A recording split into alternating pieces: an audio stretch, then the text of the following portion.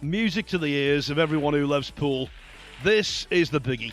And who better to have alongside me in the commentary box than a former US Open champion from 19 years ago now, Jeremy Jones. Well, thank you, Phil, and so excited to be here this week. Definitely deserving. Carlos starts off our tournament and thinking about that guy and, going for a 2-9 early. You know, tournament play, of course, still in the prime of his career. Maybe the most consistent Filipino in history, really, for tournament play. Didn't quite have all the titles of Efren or Bustamante, maybe. Maybe he does, but it's just a guy that's always in there come the end of the event.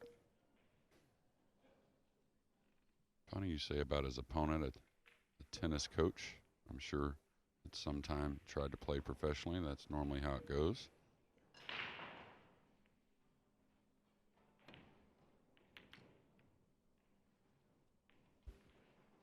It really is a big moment for him. It would be a big moment if he was playing out in the sticks on table 24 against someone he'd never heard of, but coming up against the title holder under the spotlight of table 1. That's the magic of the US Open. We saw it last year. Yeah, absolutely. Got here yesterday mid-afternoon, and every player, you know, including the top players from the guys that are here trying to really gain some experience. Everyone seems super excited about the event. There's going to be a lot of stories as we move on this week that I'm sure many are aware of, and we'll get into that as the event goes on. But Carlo, just like the other players, going to start off a little nervous, even though he's a big favorite here. Settle himself in.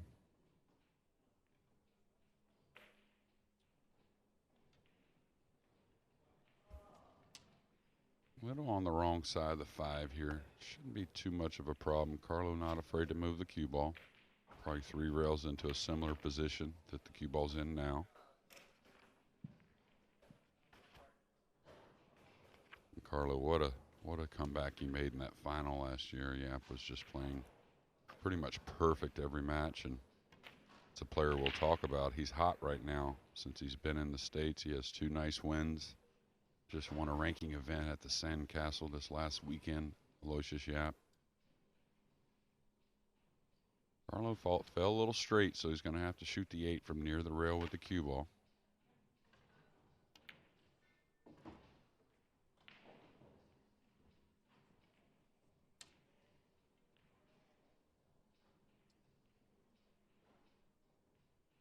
Now this is a little preference if he wants to come back across just so he can shoot the 8 with a little more authority. A lot of players will do that rather than kind of roll the ball a little on the 50.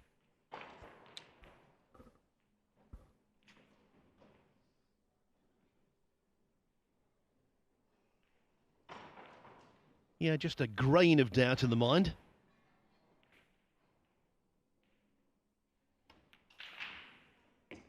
But there shouldn't have been. So that was all very nice. One mistake from his opponent, and Carlo Biado runs the table. He leads 1-0. He's tried to become the first player to defend this US Open title since a certain Shane Van Boning, who won it 3 times in succession. 2012, 2013, and 2014. What an achievement that is, Jeremy. I mean, you know how tough it is to win it on 1 occasion, let alone 3 consecutive. Yeah, absolutely. In '99, I got to the final to lose and wondered if I'd ever even sniff, the final at all, much less win it. And Shane's done so many amazing things in this tournament. Such a grueling tournament as well. As always, while the referee is putting the balls back on the table, we will keep you right up to date with some scores from this very busy arena. I can tell you the first score I'm going to give you. Ralph Souquet, who was in first this morning when they allowed the players into practice. He practiced for an hour. Really hard to get his game in shape. And the great German player has taken the first rack from Justin Stock on table 4. Yeah, and our new break format, I think really, Ralph's not a guy that has a weak break by any means, but doesn't quite keep up with the top guys. But he's such a tactician that you got to think he's pretty motivated with this new break rule. I think you're going to see some of those veteran players like Ralph make some noise this week.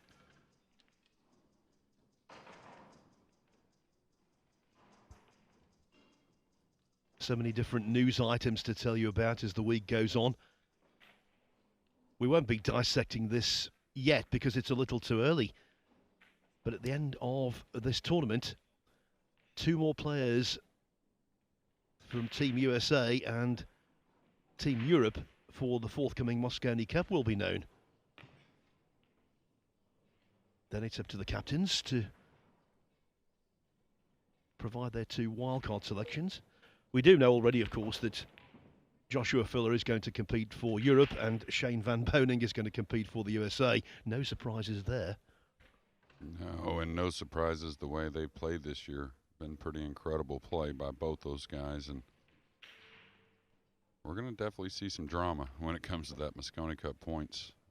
Like Phil says, as the tournament grows, that drama will grow, and we're going to see a couple players, I think, from both sides really making a race towards those points, and it's going to be pretty interesting.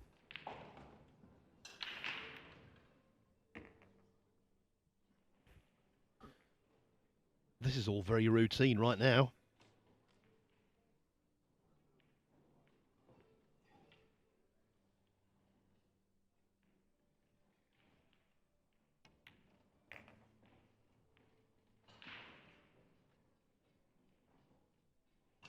I think he expected that cue ball to check a little bit. Yeah, and get a little more towards the middle of the table. And like most players, like I said earlier, probably a little jitters for Carlo. I mean, he's the defending champion, of course, trying to win it again in first match of the tournament, plus starting the tournament. See if he rolls forward or take a cut on the 9 on the side to get a little 2-0 lead.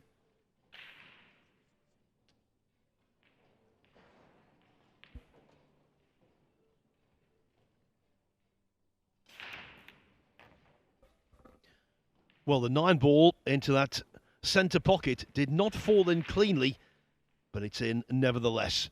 So Carlo Biado, the man who has his name on this trophy, the latest edition in 2021, and started the 2022 tournament in ideal style. He leads Dalibor Nikolin 2-0. Yeah, just a word on those Mosconi Cup places. For the USA, you've got the likes of Oscar Dominguez, Shane Walford, Nick de Leon, Skylar Woodward, of course, and Billy Thorpe all battling it out. As for Europe, high in the rankings, looking for that 2nd and 3rd qualifying place, you've got Francisco Sanchez-Ruiz, Mario He, Albin Auschen, Alex Gazakis, Jason Shaw. The list is lengthy, and this is the end product to be at Bally's Las Vegas on the famed Strip from November the 30th to December the 3rd, as the USA and Europe do battle again. Jeremy, given your responsibilities, the butterflies must have started already. No, absolutely. I've been super excited. Before I left to go to Philadelphia, I was there for a few days. Talked about it with my wife, how excited I was to see this U.S. Open, see things get going. And I think that list is a little deeper for the Americans than people think. I think not only points-wise, got some other great players that we maybe haven't mentioned so much here this week. But I think as time goes on, we'll mention them. Well, this is a segue. Dalibor Nikolin's favourite player to watch is Earl Strickland. And I'm afraid he's one of the absent friends here. Recently contracted COVID, and although he's testing negative apparently, he doesn't feel too well, doesn't feel up to playing, and so consequently he's not involved, which is a great shame, because he's one of the legends of the US Open. Yeah, he certainly is, and unfortunate, of course, what happened last year with COVID and involving Earl, and then now this year with the US Open. So hopefully Earl's recovering nicely and gets back on his feet.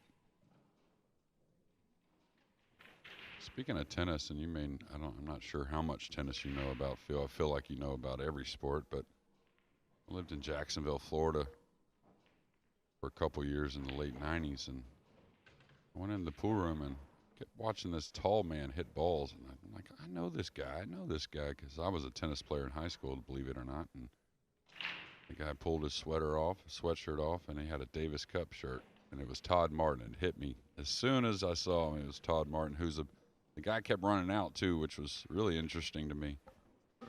Well, if you pardon the tennis pun here, that 2-ball attempt wasn't ace, was it? Not ace at all. Double fault. Yeah, I like him shooting the shot, though, even though it didn't work out. He's got to get some time at the table when he can. Okay, this is a little funny on the slick table. A little difficult to control going between the 4-9 with the side pocket there, and a little difficult to check the cue ball coming one rail above the 9. I think he'll try to go slowly between the 4-9. I think, anyways. He may go up and down. Yeah, that hook on the cue ball. See, when you get into the cue ball on the slick table, you're not going to hold your line very well. So it's, for Carlo's sake, it's maybe something to get a hold of early. That's what a lot of these top players will do. Checking out the table when they're such a big favorite. Should hit this.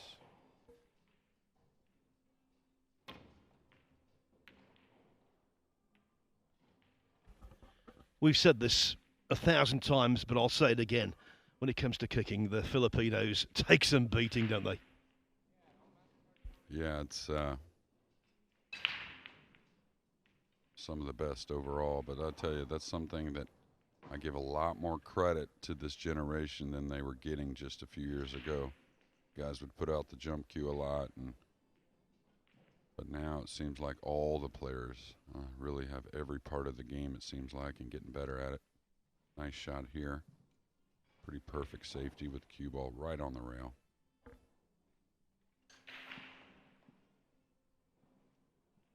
Looks like the 8's kind of a big blocker for the natural 2-rail kick at this pink 4.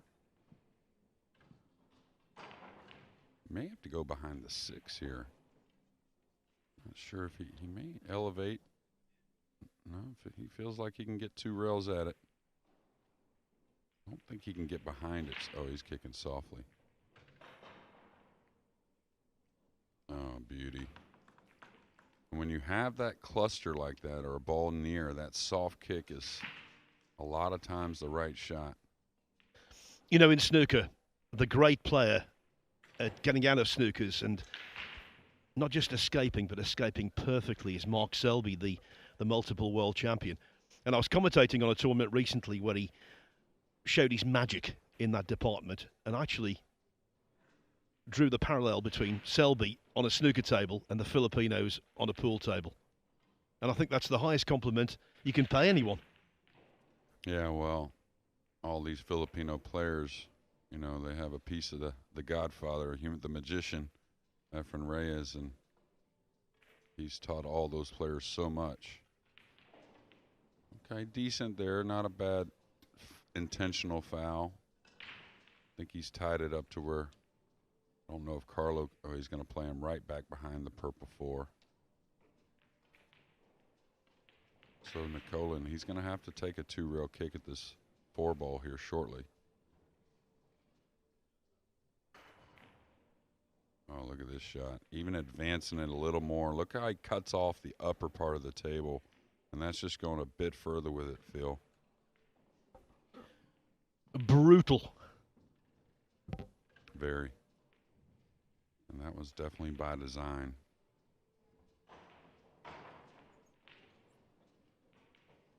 Dalibor Nikolin's favourite film is The Colour of Money. It is pretty good, by the way. Well, it's a wonderful film.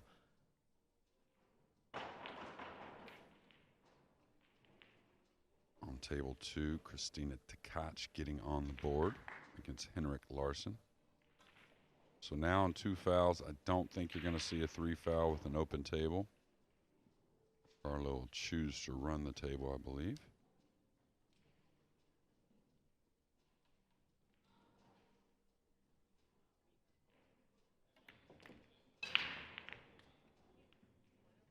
You know, it's been,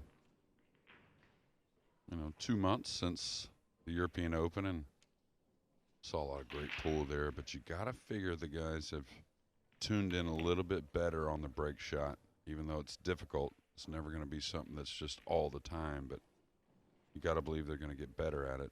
Watch this 3 rails with the cue ball, or maybe he's just drawing it behind the 8. Oh, he did go 3 rails, sliding to the 4th rail. Masterful pool table geometry and judgment of speed.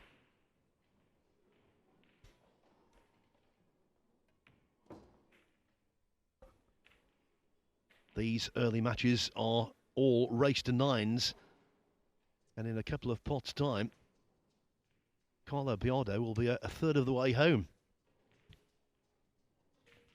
And I don't think his opponent has pocketed a ball in this match yet.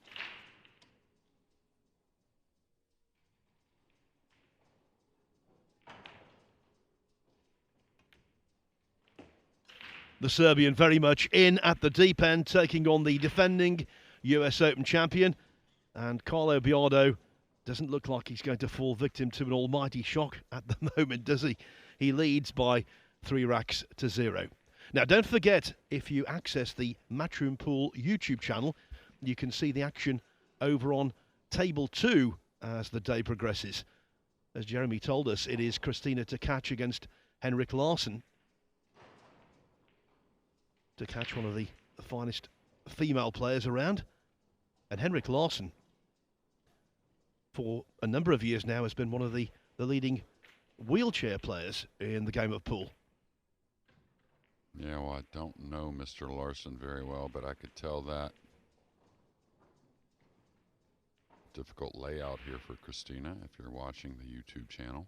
And that's a lot of what this new break rule is. I mean, the guys are going to figure out, and ladies obviously, are going to figure out how to make balls. But the random of the racks and the layouts, the variety, that's the key.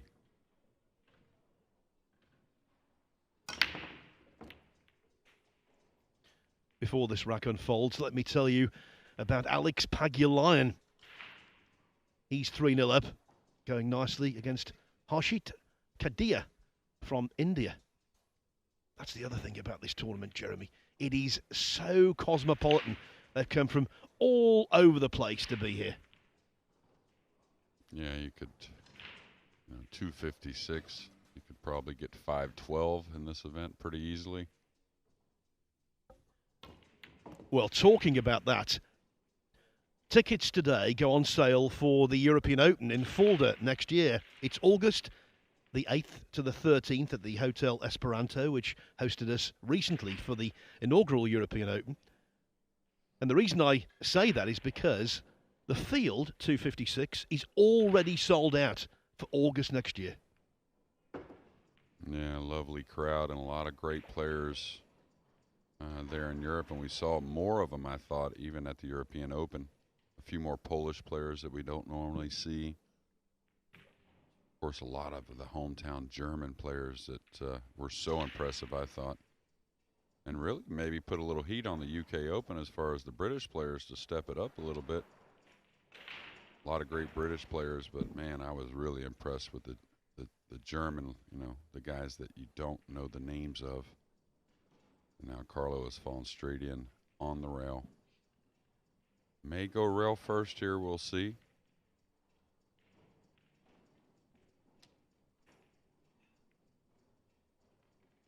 And this one's very difficult, up off the rail quite a bit.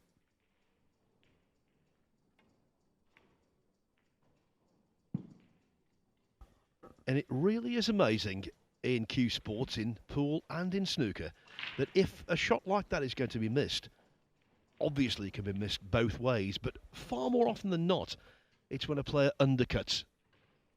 Yeah, judging the the slick table starting the match.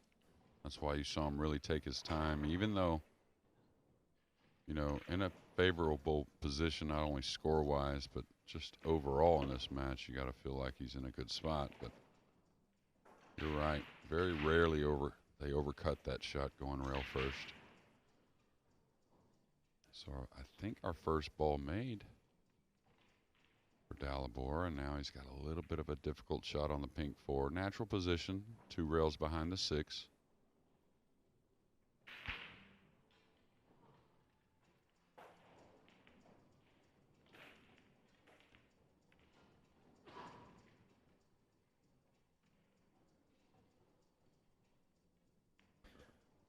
I believe the folks down in Boca Raton in Florida call him Nick.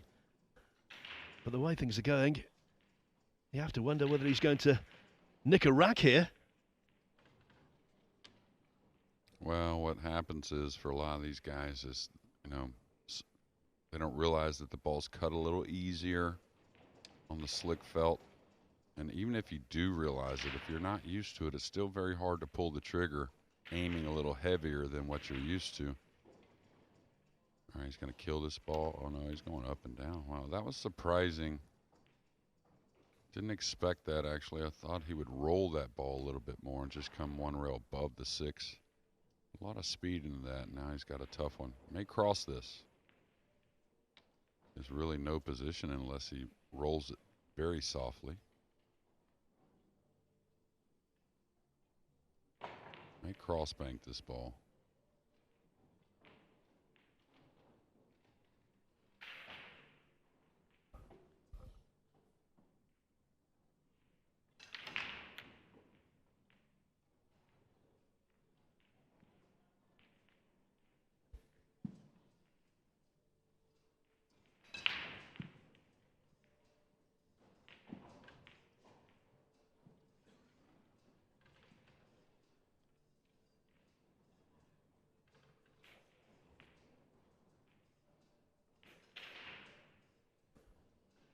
So can Nikolin stroke this in and potentially break his duck?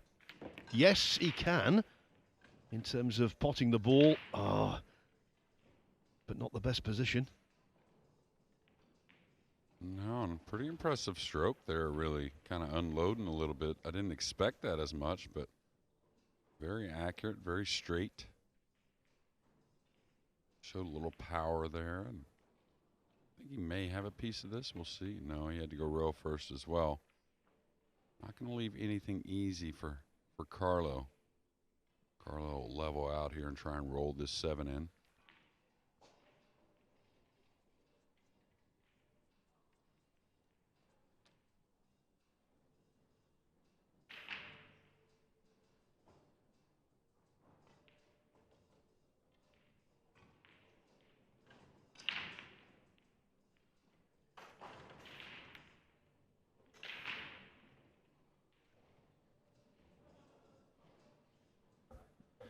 A scrappy end to the rack, but there's no way through for Nikolin.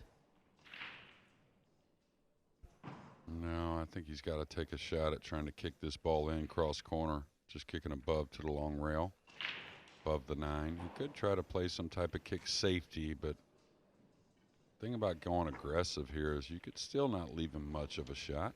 I mean, yeah, I think this is correct. Go over there, try to size it up, get a feel for it. And I know Carlo just watching him so much, and of course I know the man, but I think he starts off a lot of tournaments like a lot of the players, even though, you know, defending champion and one of the best in the world, a little nervous. That excitement we were talking about. All right, left it kind of odd. I don't think he really has a great offensive play. He could cut it to the upper right. Does it go to the upper left? Yeah, it must, because he's not taking much time.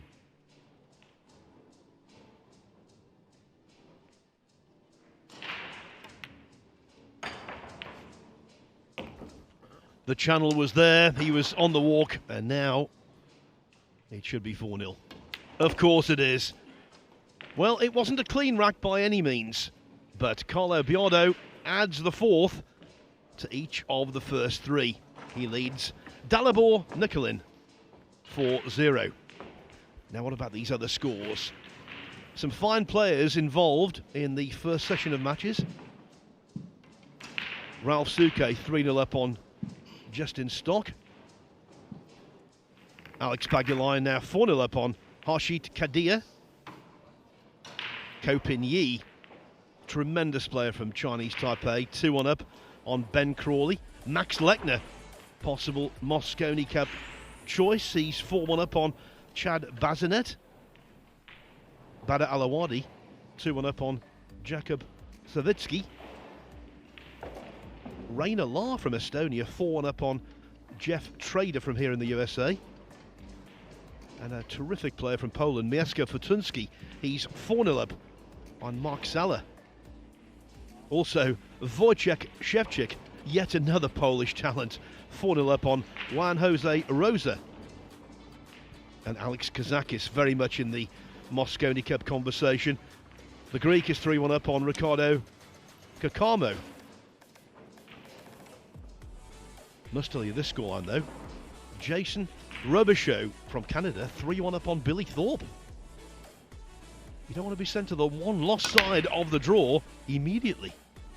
No, not at all. I mean, it's going to happen to one of the, the favorites. That's just how this game goes, and it could happen to more than one. And he's been playing some nice pool though, as he's gotten back on the scene for the last 2 months. Two more big names I feel duty bound to tell you about. David Alcady, 4-0 up on Brad Guthrie from Canada. And Chris Melling, he's 4-1 up on Samuel Disser.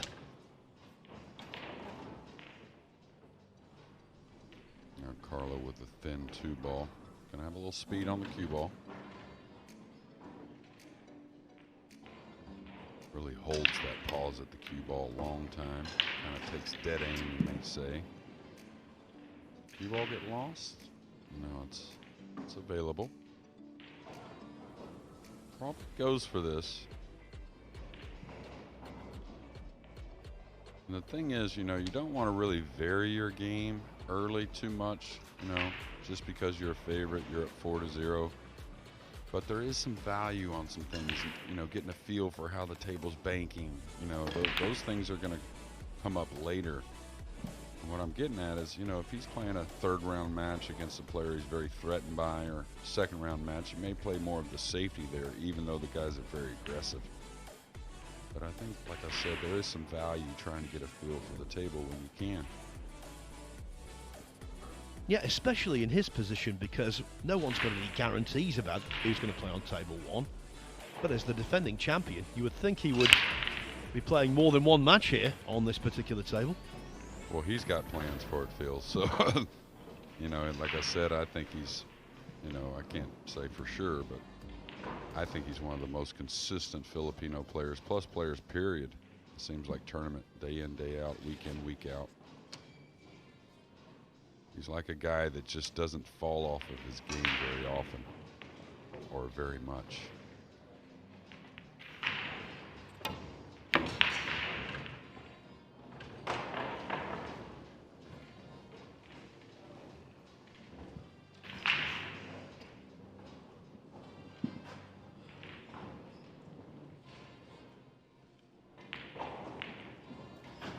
Difficult 3-ball here.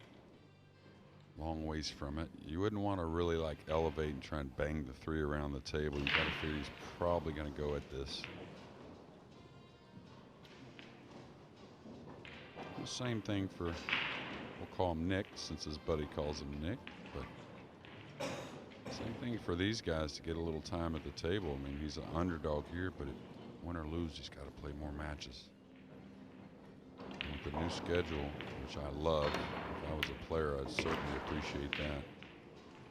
And a great shot there, but these guys are going to be back today, win or lose.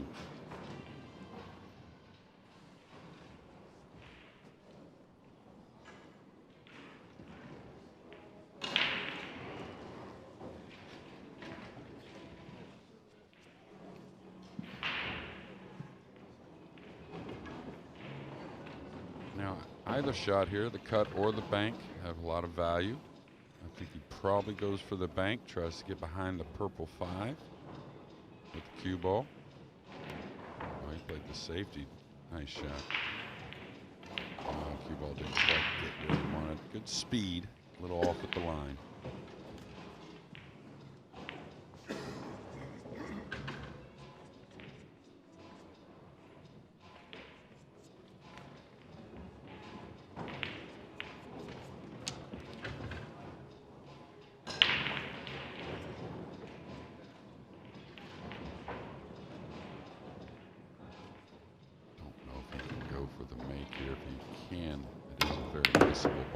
Speed, and wow, how good a cueing is that, Phil?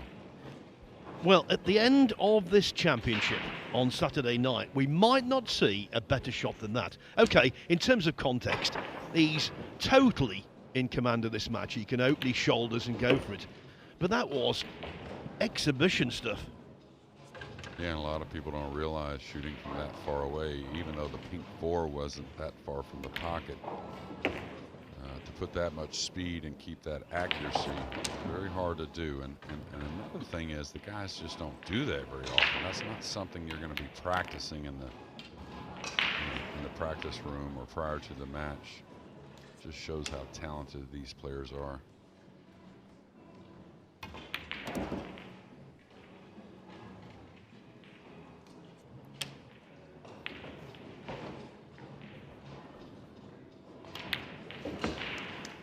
$4-0 becomes 5-0, and that means Carlo Biado is more than halfway to getting his title defence underway in very fine style, maybe via whitewash. We will soon find out. Henrik Larsson 3-1 up on Christina Tkach over on table 2 at the moment. Elliot Sanderson from the UK, he's 3-0 down to Scott Haas from here in the USA. Ralph Suke now 4-0 up on Justin Stock. Alex Pagulayan, legend of the game, 5-0 up on Harshit Kadir. Kopin Yi now 4-1 up on Ben Crawley. 4-2 Max Lechner over Chad Bazinet. There's Christina on table 2, not having the best of starts. Terrific young player from Spain, Jonas Suter Camino, he's 2-1 up on Joe Spence. Slow going there in relation to some of the other tables. Mieszka Fortunski 5-0 up now on Mike Sala. And Wojciech Szewczyk is leading the race to be the first player finished. He's 6-0 up on Juan Jose Rosa. Also on the 6 mark, David Halkady and Chris Melling.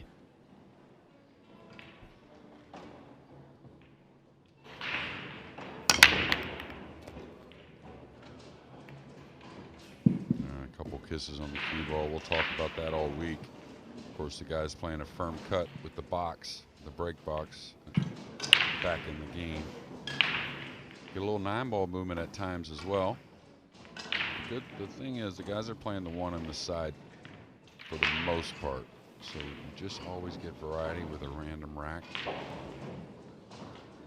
And now I believe his first ball in hand of the match. It is Jeremy. Love to see him run out. Yeah, ball in hand, of course. Don't know the man at the table really, but ball in hand is usually something you can makes you shake off those misses. So nothing too difficult here. He doesn't want to end up on the rail. Huge mistake with ball in hand now. He's got a shot on the 3, but he's going to have to play the 4 from some distance.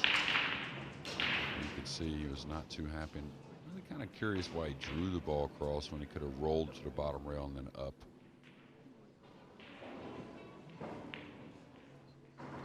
See the nerves.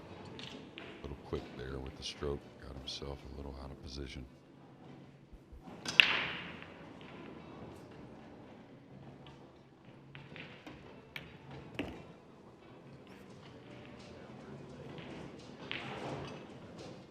Looks like Dalibor has a bit of a quicker tempo.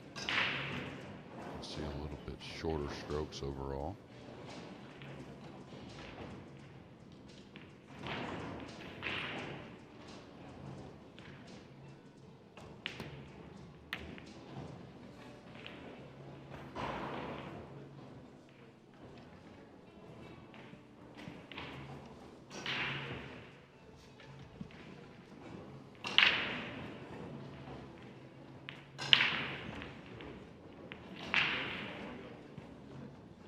like to have that shot back, but that miss was very much promoted by that position play with ball in hand.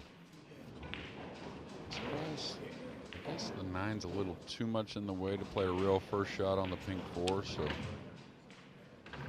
Phil talked about, we'll probably see another fine kick shot. Filipino player Carlo Biado. They just rarely miss the kicks. It's scary. It really is scary.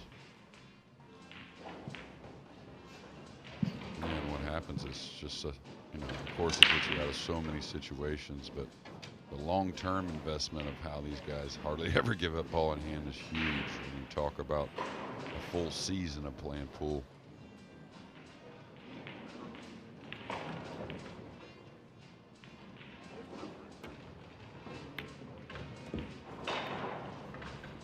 Well, it was a great escape from Biado, but a really good pot next.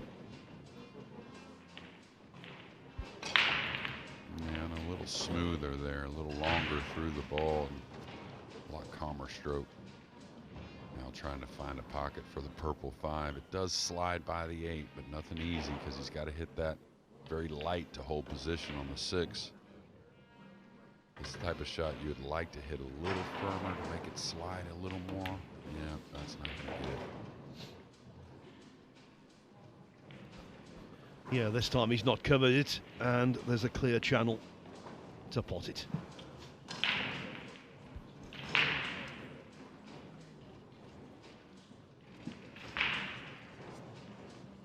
I'll tell you, very impressed with Larson on the YouTube channel, playing Tkach. Every ball, maximum effort.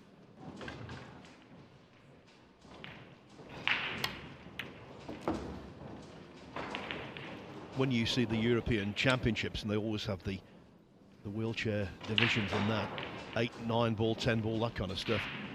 He's won many, many medals.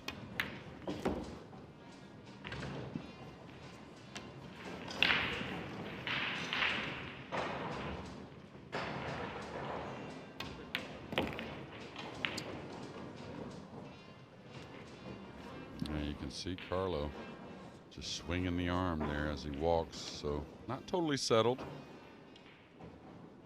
He's going to follow this. It'll hook a little bit off the second rail. Nice shot coming right at the 9. Yeah, I think even though he's completely in control of the match, he's not been entirely happy. You're right, Jeremy. I think it would be incorrect to say he's agitated, but mildly irritated. Certainly with a few shots that didn't quite work out correctly. But the scoreline certainly working out correctly. He leads 6-0. A nice untroubled workout for the title holder. Lots of one-sided matches out there. David Arcady 7-0 up now on Brad Guthrie. Alex Kazakis 7-1 up on Ricardo Kakamo. Chris Melling 7-1 up also against Samuel Disser. I can tell you Billy Thorpe has recovered from 3-1 down against Jason Robichaud to 3-3. What a great name this is. Payne McBride. He could be a professional golfer with a name like that. Payne McBride on table 19. He's 3-1 up on the South African Jason Theron. And on the hill, the first to the hill, Mieszko Fortunski from Poland, 8-0 up on Mike Saller. By the way, Rainer Lahr is playing at the moment, the Estonian, 6-2 up against Jeff Trader from the USA. And I'll tell you a story about Estonian Q Sports after Biado has broken off.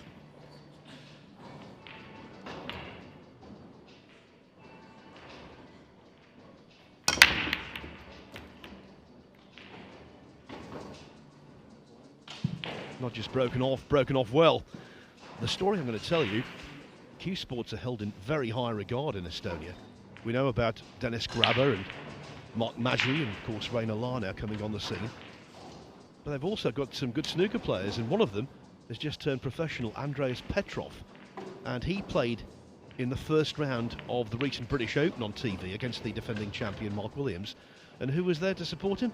The Estonian ambassador to the UK. Again, underlining just how popular cue sports have become in that country. Yeah, and I think that's going to grow in many countries.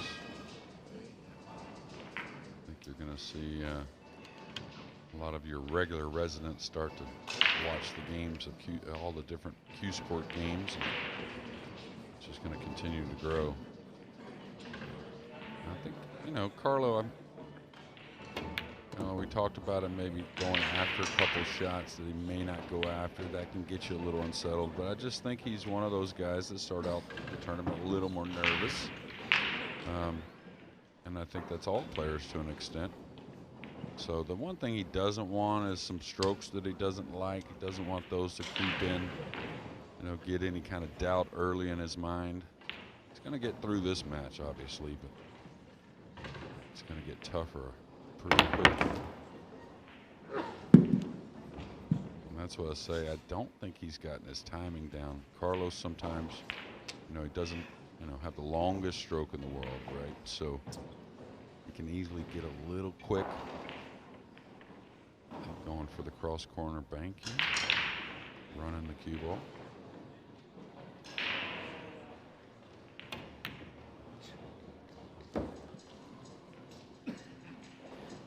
It's not just dynamite, it's demoralizing.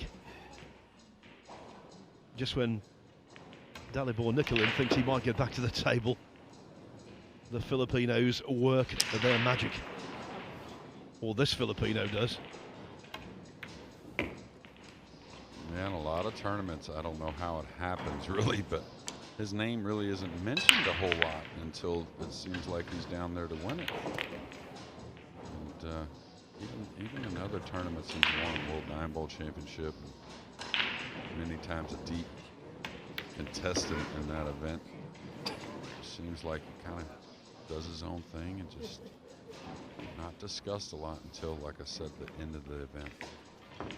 And although it's a much smaller event than this, Carlo Biado is actually looking for a US Open double this year because he won the US Open 8-ball back in April. So what about that race to record the first victory? Is it over yet? I'm just looking down my list of scores here. Number of people now on the hill, but no result yet recorded. Well, you had mentioned Fortunsky, and you know how much I love his game, and he's made some runs in some of these big events this year. It just seems like something at the end, semifinal or quarterfinal, you know, gets the best of him. Still expect him to be down there. Had a nice U.S. Open last year before, I believe he got beat Hill in a final 16 match, if I remember correctly.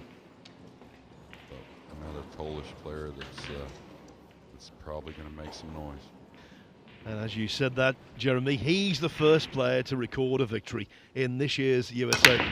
Mieszko Fortuński beats Mike Salla 9-0. Much more of a connection on the rack there from Carlo. He liked that one a lot better. You can see a little smile on his face. And a great smile it is, I'll tell you. Got a bank here, maybe a thin cut on the 2. Doesn't mind going for it, so he's going to bank this and draw his ball, it looks like. Now he's got to have great speed because he's coming underneath the 9 to play the 3 up top. Oh, he can get above it. Wow, really cheated that.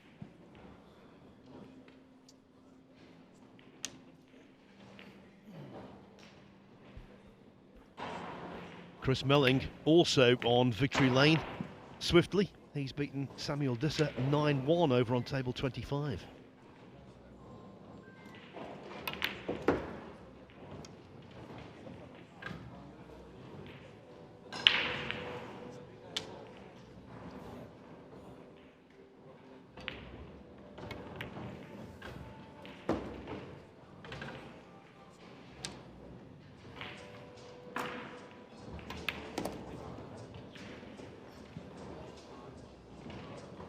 Carlo, like a lot of the Filipino players, love that angle to move the cue ball a little bit. Philippines, if you don't know a ton about them, you know, the conditions that a lot of those players. Now the newer guys, it's a little different. The younger generation, they got a lot of great pool rooms there now, but really played under tough conditions, so they learned to play with an angle, very difficult to draw the ball, and to learn how to run the cue ball around the table. It is one-way traffic, much like the expressway that runs from the great city of Philadelphia all the way here to Atlantic City. It was one-way traffic yesterday. There were so many people coming back from this lovely spot back into town that it was backed up, the traffic on one side, but on the other it was very free, and we had a lovely journey in. Can't speak highly enough of this place. It is the perfect location for the US Open, a tournament that began life in 1976. Yeah, approaching 50 years here in just a few, and if you just, you know, want to think about the history of pocket billiards, American pocket billiards, just look at the list of the names that have won this event. And for many years, it was difficult for international players to win the U.S. Open. It was far and few between, but of course, like the rest of the world, of the pool world, that's changed a bit. And now you may consider them overall favorites. The first Filipino to win was Efren Reyes, 1994. Yeah, that title eluded him for about some 14 or 15 years. Now Carlo dialing in that one on the side. He's got a difficult two in the side. Anytime you're coming in at that angle, can't put much speed on it, but I think he'll attack. And I guess Alex Pagulayan was the next Filipino to win. Yeah, well, David Alcades won 9-0 against Brad Guthrie. In terms of capturing the title, yeah, you're right about Pagulayan. Yeah, another great Jose Perica, who got beaten in the finals, I think, 3 times in the US Open. Yeah, that's what I was talking about. Difficult. You got to be perfect coming in at that speed and that angle. So we'll get to see Dalibor at least more time at the table.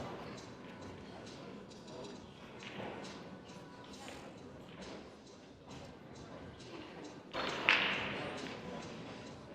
believe Christina Tkach has tied that match at 3 apiece on the YouTube channel. Yeah, she has. And having been 3-0 down, Elliot Sanderson leads Scott Haas 4-3. Well, it doesn't take long for Sanderson to put some racks together. And definitely play at a nice pace. And a nice opener there from Dalibor. And he's got another difficult shot on the 3. I think it does barely pass the 4, maybe not. No, it doesn't. So he's going to have to play some type of safety, or maybe the cross corner bank here. He's going to play the safety. Smart shot.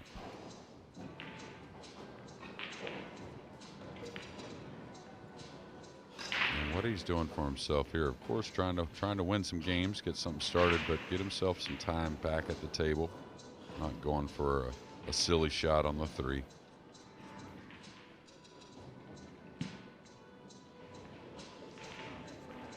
We've talked extensively about Carlo Biado winning here last year. He also won the World 9-Ball Championship in 2017. And from various games around the world, he's brought 4 gold medals back to the Philippines. So he's a very popular figure in his home country. Well, super hard guy not to like as well.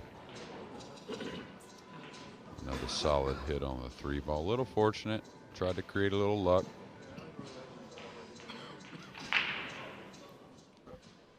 Yeah, he won the gold medal in the 9-ball singles at the World Games in 2017, and he's also won 3 gold medals in the Southeast Asian Games.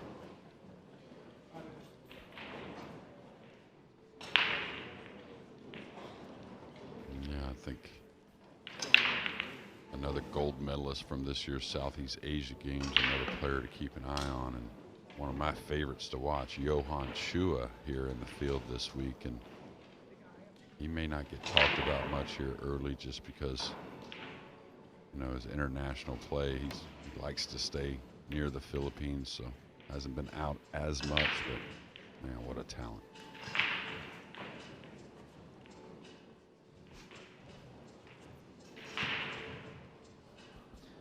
And before this match comes to an end, and we'll be saying this a lot this week, and rightfully so, the work behind the scenes to get this tournament up and running has been prodigious. And so Emily Fraser from Matchroom Multi Sport and her team, again, have worked so hard to put this show together. And they must be full of pride, because last year was a massive success, and you get the feeling this year is going to be even more so. Yeah, I think they've improved their game from last year, and last year was awesome. I'll tell you, the players see it, and to be frank, you know, when I hear a player with any complaint, really, and they're not terrible complaints, you know, I just kind of remind them, look around. You don't think these guys are working, trying to make it, you know, as premium as possible, and it's easily shaken off by the players. They get it. But yeah, great setup here in AC, Atlantic City. And all of the people who work for Matchroom, the likes of Jake Aspey and Matt Lynch, Emily herself, of course, and Phoebe Millam, they work so hard in every single event, and not just at the event, but beforehand, to get all of the strands of the tournament together. Yeah, they're a highly stressed job, you know. 256 players they're trying to make happy, along with vendors, of course, fans, very, very important, the viewers, trying to complete the show, and they do one heck of a job at it. Yeah, and 4 very demanding prima donna commentators. That's right. By the way, next up in the commentary position, Michael McMullen will be taking over alongside Carl Boyes. Our next match is Koping Chung against Robert Blackiston. Yeah, I'm interested to see Chung play. He's one of my favorites to watch, but I do think he struggled a little bit this year, you know, at times, and you can see it in the young man's face at times that he's just, like I said, a few big moments. He had some struggles the World Cup, even though they did make a run.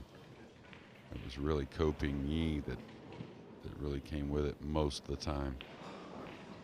So we could possibly be very close to the end of match 1. Before we get right to the end of it, your prediction as to who is going to lift the silverware on Saturday? Well, I think Shane's in a great place. You know, hate to be that common denominator picking Shane a lot, but you know, I love his game when he's playing a lot. He's just going to be a difficult guy to beat. I think last year he could have gotten his 6th U.S. Open, to be honest with you. I think Skylar's in a great place as well. I think new equipment, played very well at the Sandcastle. A little dedication with on the practice table. But you know, Americans I like, of course. But Yap, I think Yap's going to be right in there as well. Well, maybe this match is going to be elongated. What an opportunity for Dalibor Nikolin to avoid being on the receiving end of a clean sheet.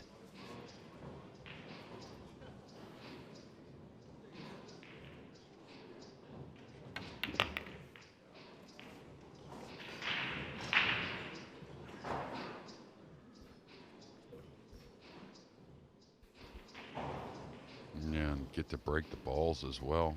Again, Dalibor and Carlo will be back with the new schedule that Matchroom has put together. I think the players love it.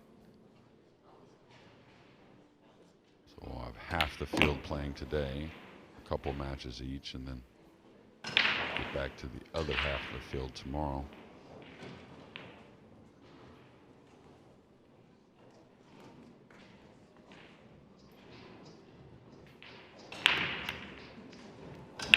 Oh, what a shame. That was purely and simple nerves.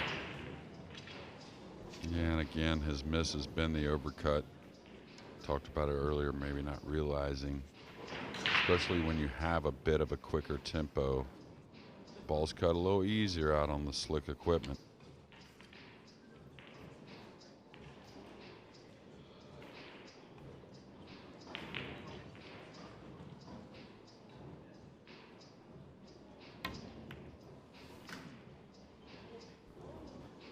but surely this one will not be missed. Biado, ever the pro, wanted to win 9-0. Badly wanted to win 9-0. Yeah, and he's got a little cut on this 9, so just got to have a little concern on the cue ball. But I agree, he wanted to end this match and get on with what, you know, he could prepare for the next. But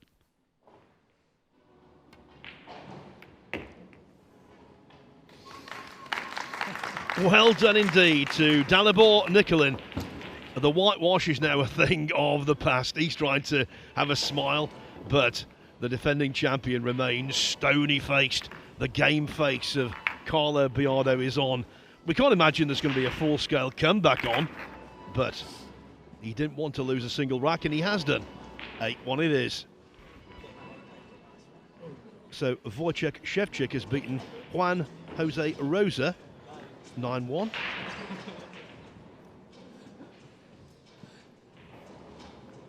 Henrik Larsson and Christina Tkach on table 2, which you can watch on the Matchroom Pool YouTube channel, still locked together at 3-3. Elliot Sanderson has now won 5 racks in succession to lead Scott Haas 5-3. Ralph Suke on the hill against Justin Stock. Suke 8-0 up. Alex Pagulayan, another veteran with a vast array of titles. He's 7-1 up against Harshit Kadir. Copen Yi on the hill as well. 8-2 up on Ben Crawley. all right, he's made the 1. Nice shot on the 2. Tall man, so the stretch on the 2 shouldn't be too bad. May need the crutch or the extension. I see BJ Ussery of Carolina's practicing. A very, very solid player and a very good tournament player in my opinion. Makes, you know, kind of the grinder type, makes a lot of solid decisions. He gets comfortable, you know, pocketing the ball with the, you know, get comfortable with the table. Wouldn't be surprised that he puts a few dampers in people's week.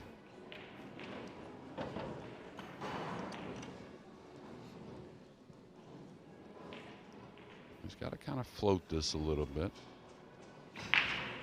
I'd probably just come 1 rail to our right side of the 9, trying to gain a little angle on the 3 to come across for the 4. Could spin this with a right English trying to come between the 6-9. I don't really see the value in it for a little, something that could be a little risky. I like just coming straight between where the cue ball and the 9's at now.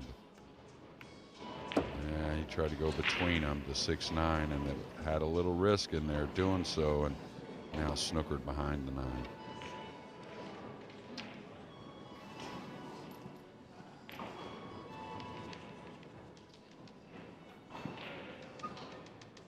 Christina Tkach with her first lead in that match at 4-3. So she's won 3 in a row.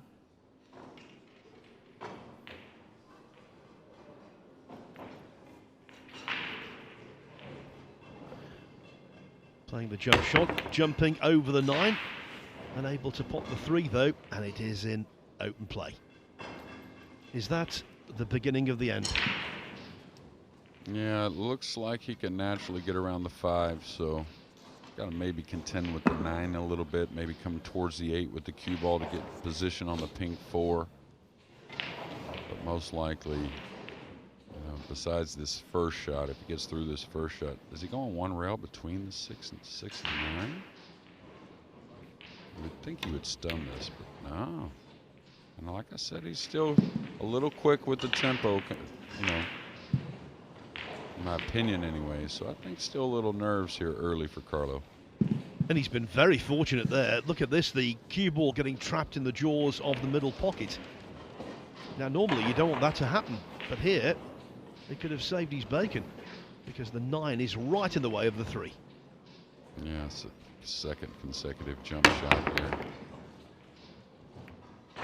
This one here is not going to slow Carlo down, but if you notice that last replay on that 3, how quickly Carlo looked up at the shot, kind of knew the delivery wasn't its best.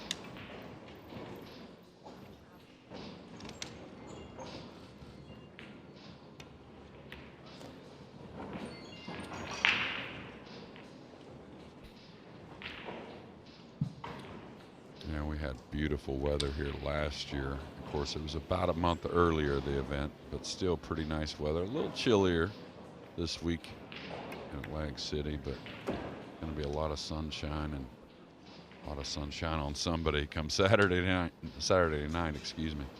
Now there is a Texan talking. A little chilly. It's like the summer for us back in the UK, this. Blue skies and temperatures in the 60s. Yeah, I like it about 80, I guess. 80 year-round would be perfect now. He's falling dead straight, so unless he wants to really cheat this drawing the cue ball, you may end up seeing him play the 7 cross side.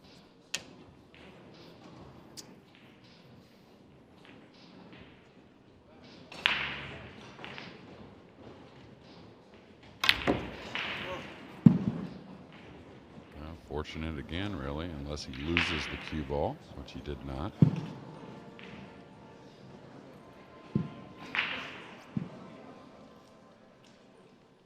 Feels as though he's being unduly delayed. Oh, he missed his mark there, but also that shows you that if you have to play some speed, especially drawing the ball, it seems, these pockets will tighten up quickly.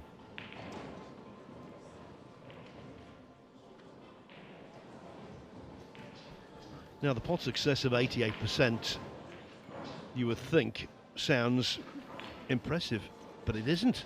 Not for him, nowhere near. No, especially, you know, he's had some nice starters, right? So once these guys get starters, that's where that percentage really stays really high. Now, if you're faced with some very difficult starting shots, well, you know, that percentage can fall, but usually 90+% for sure for these guys. That's the standard. Nice shot there.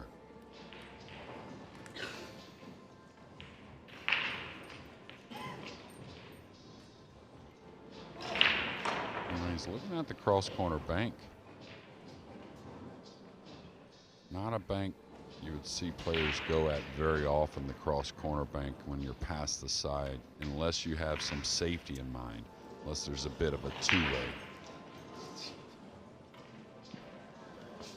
Well, I teased the possibility of it being the beginning of the end earlier in the rack. You have to think this really is the beginning of the end here now.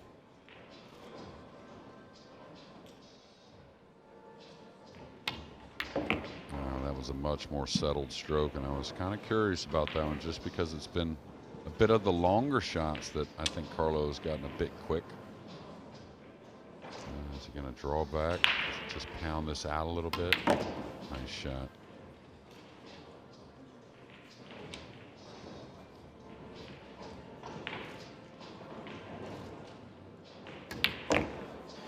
The defending champion is off and running again.